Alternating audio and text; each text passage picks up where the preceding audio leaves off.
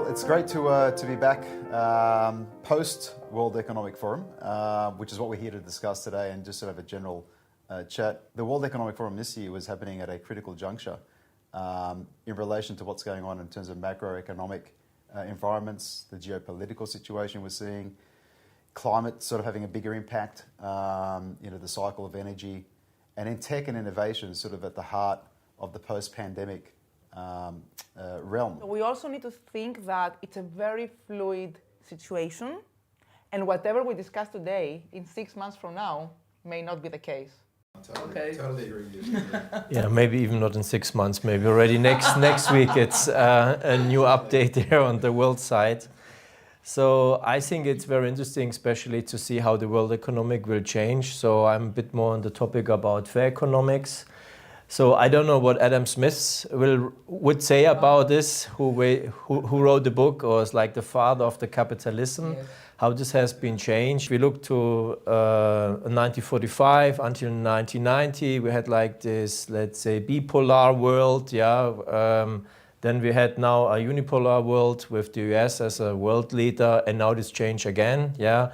So I think that's very interesting times on different and many different perspectives. What's really going to change the future potentially, or what's going to accelerate that change? Yeah. I'm not going to talk about the metaverse yet, but I want to talk about the quantum computing impact. To me was quite astounding in terms of what's coming. I wasn't really that much into understanding the potential impact of quantum computing that it would bring to business, to protection of your business infrastructure, critical infrastructure, even to the world of blockchain, and sort of understanding that impact, both from our current environment where we're all dependent on, the trust and security of financial systems and the trust and security of our own, you want to call it IT systems and compliance systems. It's going to be revolutionised a lot of this, and it's happening so fast. That impact is becoming much more of okay, we need to go deeper, and what are governments doing about this? What stood out is what China's doing in this space. They're the world's biggest spender in quantum computing. They're spending around about $30 billion a year at the moment, allocated specifically to this area. And it's all on communications, terrestrial and land. Interestingly, the US is spending around about $2 billion. That's a massive difference in terms of where the R&D is going. The key word of this forum, but also of every forum that's happening, is collaboration. How you put together more forces, more entities to come and see a common goal and be purposeful and intentional. And part of that is also that how do you address people? Because we've seen that you can't do technology without the people, you cannot leverage people without technology.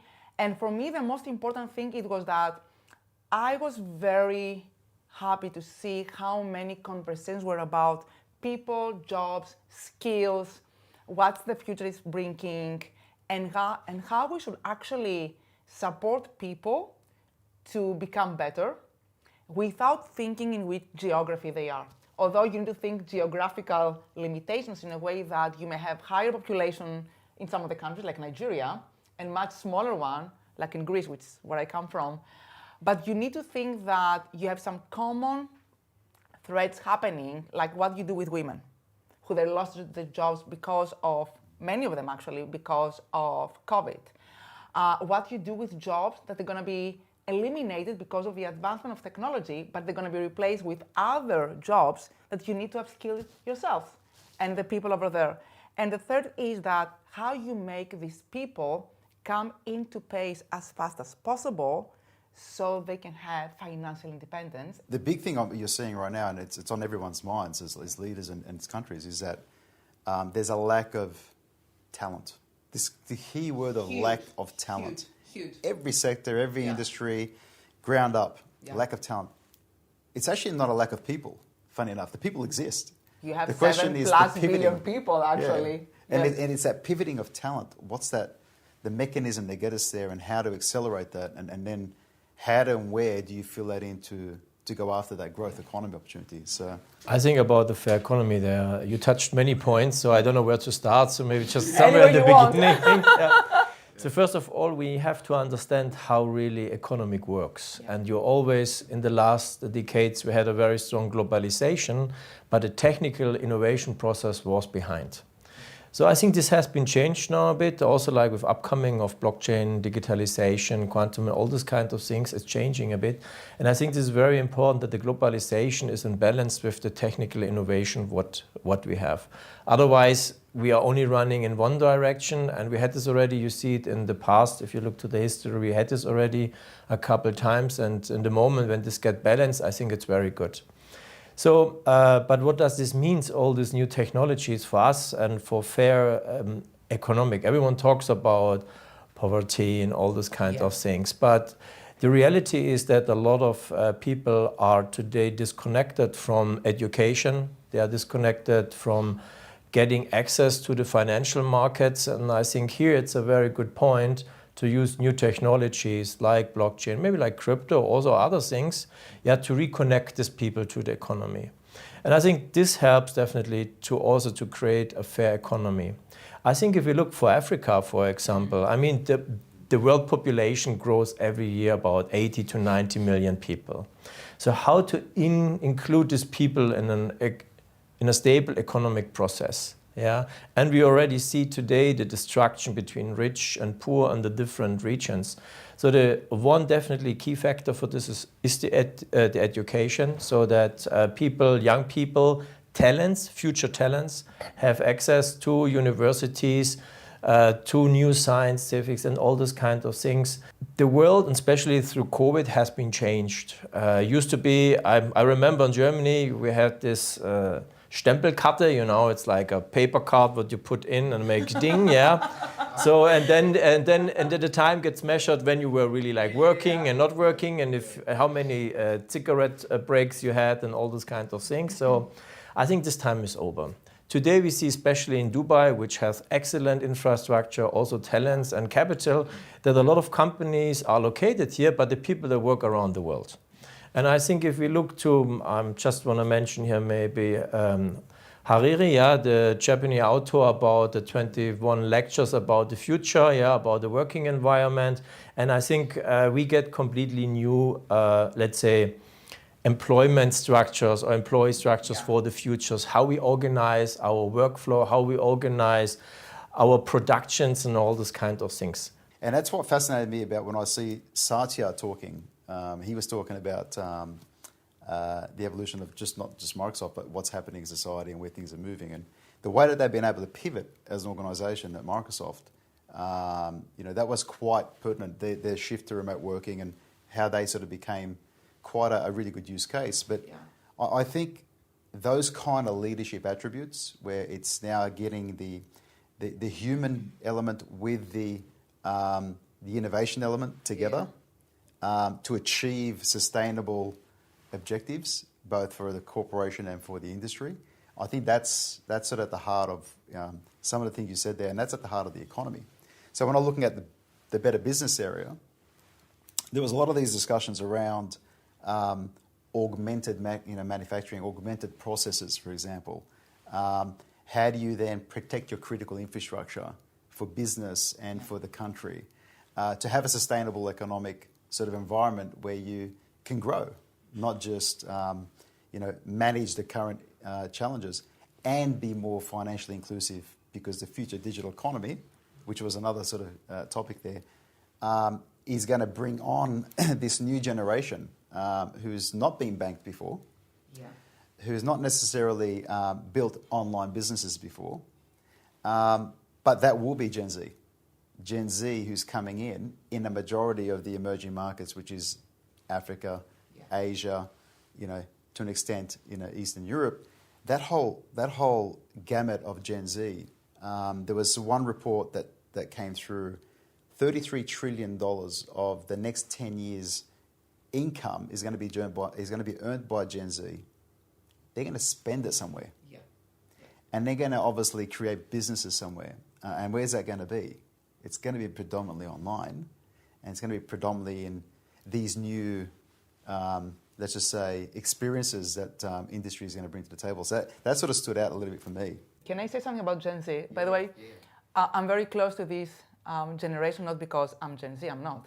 I have 2 kids which are in Gen Z, so I see them every day, how they behave, what they expect from life, what they expect from their, career. And you see that, first of all, it's 42% of the population. They are massively spread around and have a very common way of accessing information and understanding and, taking decisions, because most of them, not all of them, unfortunately, they're connected. Something that our generation didn't have the benefit for that. That's the one thing. The second thing is that they want things very instantly, so they cannot wait. And that's one of the things that they build experience. They want the best practice as fast as possible, and they want a diversity of revenue streams or experiences or people and communities that are going to be part of that, so they don't stick to one thing. They are diverse and inclusive by definition, by design. And it's a generation that affects us very much, because what we're building now is what they're going to be experiencing very soon, because they become the very productive age group, and they don't have the biases we used to have. Especially that emergency markets get connected with technologies, or not even technologies, let's say with infrastructure, what helps them to develop their own local solutions for their own problems, what they have. Because I think there are enough, if I look to Africa, there are enough talents already, Yes. to have solutions for their, let's say, local problems, if I can name it like this, so they don't need us to create solutions for it.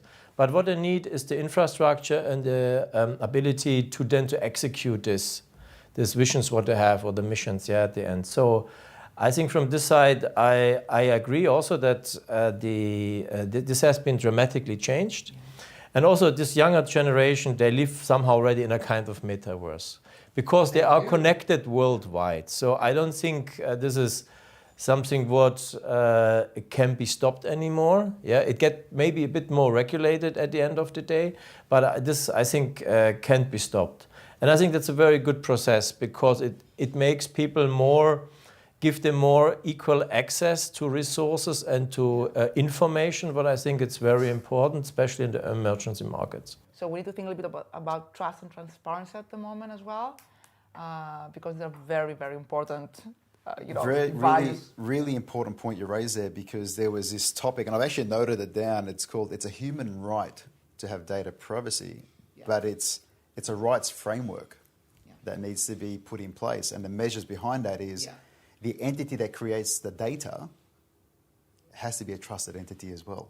And so the formation of data and how it's being used, it was quite fascinating, but the dialogue is now centered towards not necessarily, we're all permeating data. We have data coming out of every device that we're carrying, unlike this pen.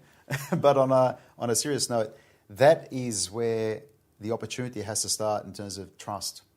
It's verification, it's the whole KYC, and the attributes behind that, knowing where it's coming from and how it's being presented, but then having control. The idea is to have control of your data, and that's the right. The human right is you control access. And in the health sector, and this was another area that I was looking at, is that breach of data in relation to your health data is a really big issue. I would like to add one more layer, because I think trust is only also like a middle layer. For me, more or less, the foundation of this is the transparency, because only when something is transparent, then I can see it with my own eyes and I can trust. So I think that's very important. And also here, I think we are on a good way to create technologies which give people the transparency to see what's happened with their data, where the data is coming from, how they get used, what's happened with my personal data. I mean, if we look in the healthcare system today, it's possible, according to your DNA, to say if your child will be a genius or he will get cancer. So for who is interested this kind of data, and how this get used, and should these people then exclude of a healthcare system or should be included in a healthcare system? These are ethic standards what we have to set with these new technologies, and I'm sure this will be a long way, because there are always different economy interests in this as well. when we're talking about the metaverse, for example, the immersive experiences, it could be a game changer in terms of how it's approached and utilized to address mental health issues in this new world that we're all experiencing now. And so that came out actually in a dialogue specifically in that area. You know, there is augmented reality experiences in terms of servicing in certain sectors, like in the health sector, remote operations or remote training, all those kind of contexts. But what was interesting for me is how do you approach, and this was one of the dialogues, which is how do you approach use of immersive experiences in the metaverse to then interact and continue interaction with those who are having these challenges. And it could be whatever it may be. It could be depression, it could be anxiety, whatever, right? So that's really a game changer in terms of how we can curate those experiences. Obviously, at the heart of the future economy has to have those touch points with government services, with healthcare services, with even education now evolving to this space, and scale. So from a business perspective, that has to be embedded in there. And the metaverse is part of that. And this is really interesting. Actually, the UAE Minister of AI, Digital Economy and Remote Working participated in that panel discussion, which was with some industry leaders. And that gives you sort of the angle of where we are. And we're quite fortunate being in the UAE that we have that visionary approach and that active approach to be part of that dialogue. For the mental health, I would like to add a couple of things. The one thing is that we finally can talk about that without feeling uncomfortable. Absolutely. Which is something which, for me, the being able to talk about something that is really deep in you and affects you in so many ways, but you don't dare to talk about that, and being able to say, you know, I don't feel very well, I have this issue or that issue, and you can name it, it's one step further, which I love it. The second thing is that technology can help so much people to access mental health solutions or express what they're going through, you know, which is amazing because it actually demystifies and make it simpler the way that someone can get help, support. At the moment, still, let's say, the people who use the metaverse, they still live in a completely different world, as people who providing the raw materials for the metaverse, If I just think where we get all our raw materials from Africa and from South America, and I think it's very important that one topic is fair trade, for example, that the people get paid accordingly to what they need or what the standards are and also to the regulations. But also here it's so we have really to take care about to see that we're not getting rich and poor, and on the other side, high technology, metaverse, living in a metaverse, healthy forever, and on the other side, people who can just not afford it. They maybe not even know about this technology. Completely, So and I think we have to somehow build here bridges between these worlds. Otherwise, we get different economic systems at the end of the day. I mean, one of the main topics in Davos was also how to storage value in the future. Because, how people in Africa, for example, if they have cash, let's say, if they have money, so how they can secure this? Because they have high violence, they have no bank to bring it. Bank transaction fees are too high. They not even can transfer the money somewhere. So I think there are a lot of, we need a lot of more of innovation solutions for these countries, for the emergency markets. I mean, there's 8 billion people on Earth, right? 4 billion people online. Of the 4 billion people that are online, less than 0.5% is probably even engaged in this real online economic opportunity. And whether that's Web3 or whether that's e-com, is still a very significant part of the global population, and in the emerging markets even less than that number, which is actually interacting and understanding how to interact in this context. But there will be a leap, and that leap is going to be the same way that Africa leaped from no connectivity to mobile. They didn't go to, obviously, the intermediary, and that's happening now in terms of creativity of applications, creativity of platforms, I mean, a lot of these new entities are being born out of there, but that needs to be accessed. There needs to be more FDI coming in, foreign direct investment, and that's another big part of the dialogue, which it can't just be sort of lip service collaboration. It needs to be tangible financial investment and export of talent as it matures from there into other markets. So the next Davos is going to be in January. And what's interesting is that a lot of the themes that we're looking at, do you think they're going to be relevant, or is there other themes that need to be sort of more laser focused on, which is not being addressed now but needs to be addressed moving forward? Any ideas or thinking around that? I think we're going to have the same topics, at least as the themes were discussed. I hope the war will end, and I do believe that from commitment to action, that was the underlining for this one is going to be from action to deliverables. So I want to see some deliverables, at least in one or two of the main areas that we were discussing this time. I also would agree that the topics will be the same, more or less. I don't think that we get out of this crisis until January. I think we will be in the middle of the crisis at this time. Yeah, and I would wish to have more execution in all of these topics. Yeah, when I reviewed let's say the video streams and everything from the World Economic Forum, then there was a lot of, let's say, ideas and how to bring things forward. But at the end, always the question is, okay, we need to come all to like one conclusion somehow, from the content. But then the next question is for me always, okay, if I have an opinion about something and we're deciding something, then we should also like execute it. What I would like to see more, it's about how this new, let's say, a multipolar order in what we get in the world, how this will be even maybe help to develop different ecosystems or economic area regions, which are able to interact with each other more. Yeah, because it's maybe I don't know if it's an intelligent example, but I would like to bring it. Yeah, the Mayas, they had their own mathematics system, and they could even more detailed on a mathematical side measure, for example, the distance between planets. Even with our mathematics today, we are not able to do it as they did it. Yeah, so maybe this